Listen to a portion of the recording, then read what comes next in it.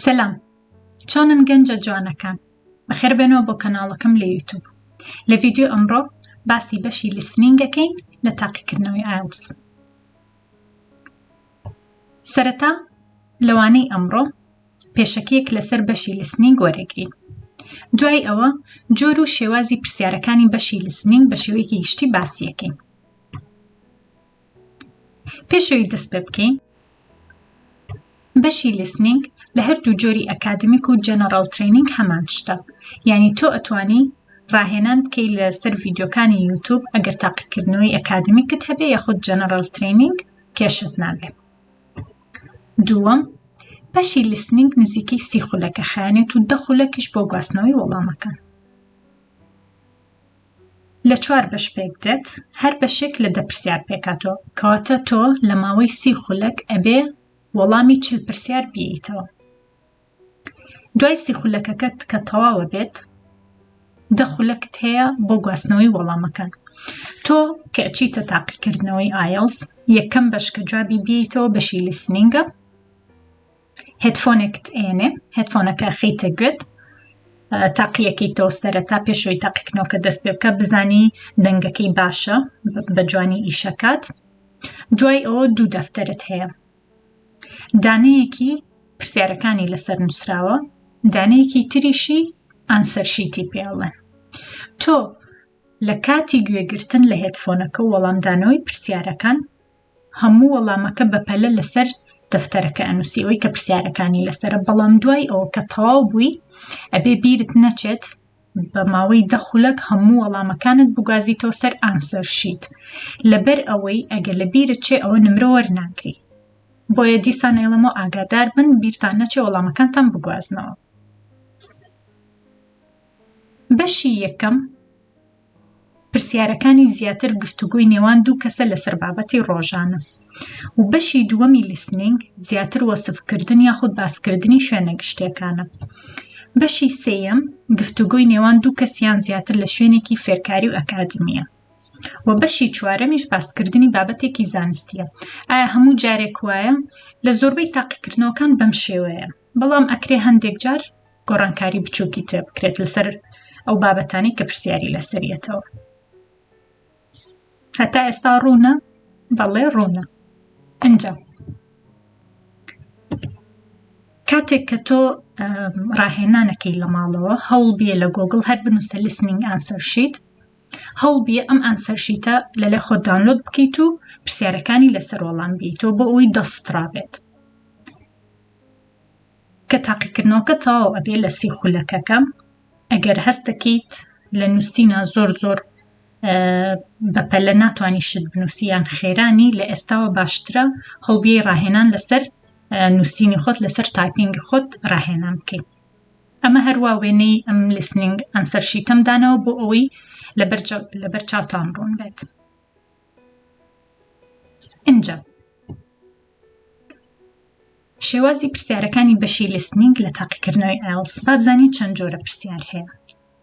یەکەم مەڵتیپل چۆیس، دووەم ماچینگ، سێم دایگرام لیبلینگ، سەمەری کۆمپلیشن، سنتەنس کۆمپلیشن لەگەڵ شۆرت ئانسەر کوێستچنز. 6 جۆرە پرسیارت هەیە کە ئێستا من باسی یەکەم. ئەنجا با بزانین جۆری پرسیارەکان چۆن لە یەکجیاکەینەوە.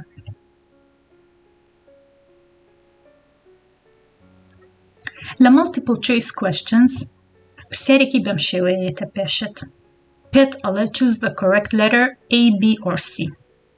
تۆ گوێ لە هێدفۆنەکە ئەگری، دوو کەس قساکەن، لەگەڵ قسەکانیان وەڵامی ئەم پرسیارانە ئەیتەوە.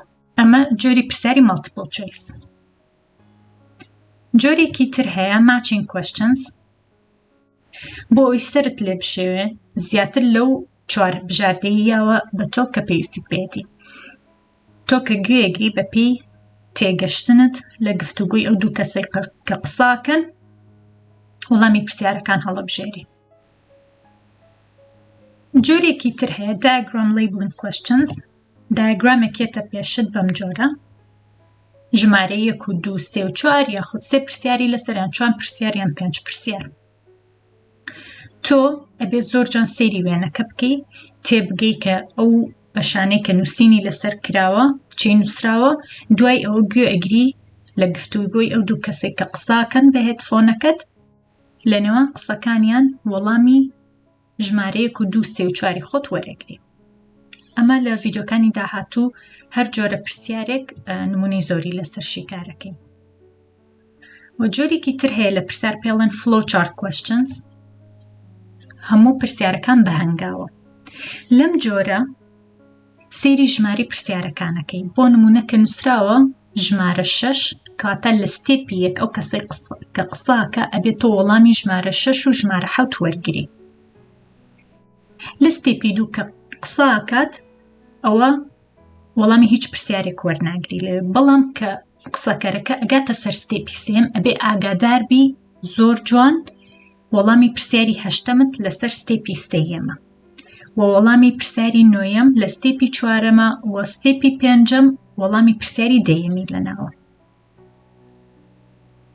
نمونە زۆر هەیە شیکاریکەین، ئەوە بە قۆڵی دوایی لە ڤیدیۆکانی تر باسی یەکەین. Sentence completion questions واتە تاوکردنی ڕستە. لێرە دیسان ئەڵێمەوە تکایە زۆر جوان سێری داواکراوی پرسیار بکەن. بۆ نمونە کە پێت ئەڵە write no more than 2 words for each answer، ناکرێ بچێت تۆ بۆ شایەکە بە 3 و شەو بەڕستەیەک پڕیکەیتەوە. ئەگەر وتی 2 words یعنی 2 words، 3 words بە 3 words وەڵامی ئەیتۆ یعنی بە 3 وشە، ینی وەڵامەکەت ئەبێت لە 3 وشە پێک هاتبێ یان 2 وشە، بەڵام زیاتر نەبێت. هەندێک جاریش هەر لە داواکراوی پرسیار نووسراوە write no more than 2 words or and a number، یعنی وەڵامەکەت ئەکرێ ژمارەیەکیشی تێبێت، بەڵام ناکرێت لە 2 وشە زیاتر بێت. جۆرێکی تر لە پرسیار پێڵەن short answer questions، پرسیارت لێکە تۆ وەڵام ئەیتەوە. لێرە ئێستا داوای لێ کردووی کە no more than 3 words and a number، یعنی وەڵامەکەت نابێت لە 3 وشە و ژمارەیەک زیاتر بێت. ئەکرێ ژمارەی تێنەبێ، ئەکرێ 3 وشەش نەبێت، 2 وشە بێ یان 1 وشە بێت، بەڵام نابێت لەوە زیاتر بێت.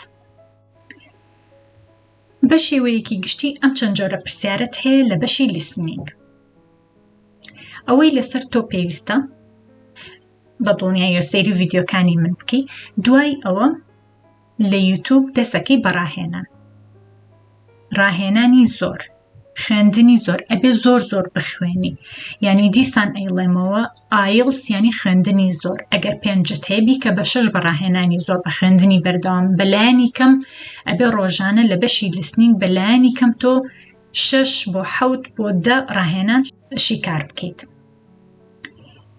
ئەمە بە شێوەیەکی گشتیە جۆرەکانی لیسنینگ. لە ڤیدیۆکەی داهاتوو نمونە لەسەر هەر جۆرە پرسیارێک شیکارەکەین.